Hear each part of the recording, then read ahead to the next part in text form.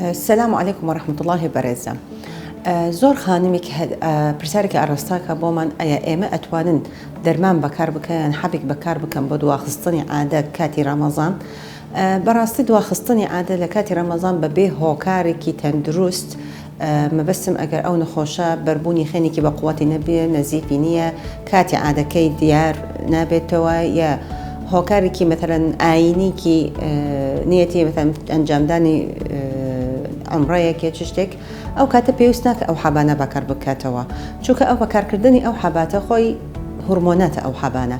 زۆربەیان ئەو حەبانە تەسیراتی لاوەکییان هەیە کارەگەرێکی لاوەکی هەیەی لەسەر جەستەی خانمەکە لەسەر تەندروستی خانمەکە لەسەر مودی خانمەکە احتیمالی تۆزی بێتاقەتی دروستەکە خانم احتیمالی کۆبوونەوەی ئاو لە لەشی ئافرەتی زیاد ئاکاتەوە احتیمالێکی تۆزی هەندێک ئازاری زگی هەندێک ئازاری پشت و قاچی دروستەکە بۆت احتیمالێکی بە خۆی خۆی دەرمانەکان خۆی توش بوونی حاڵەتێکی ڕێکی عادە ئەبێتەوە تایبەت لە کاتی ڕەمەزان کاتی بە ڕۆژبوون و کاتی نان خواردن ینی دوای بەربان کاتەکانی ینی ناڕەیەکە مەتەرەن ئەوە یەکی 12 ساعت یەکی 14 ساعتە ئەوەی ترش 10 ساعتە ئەو کاتە کاتی بەکارکردنی حەبەکەش تێکەچێت لەبەر ئەوە ئێمە ڕجاتان یەکەن لەو خانمە ئەگەر هیچ هۆکارێکی تەندروستی نیەتی بۆ بەکارکردنی ئەو حەبانە مەتەن حەبی من ئایا حەبی ڕێخستنی عادەیە شێوەی حەبی هورمۆنات پێویست ناکە بەکار بکاتەوە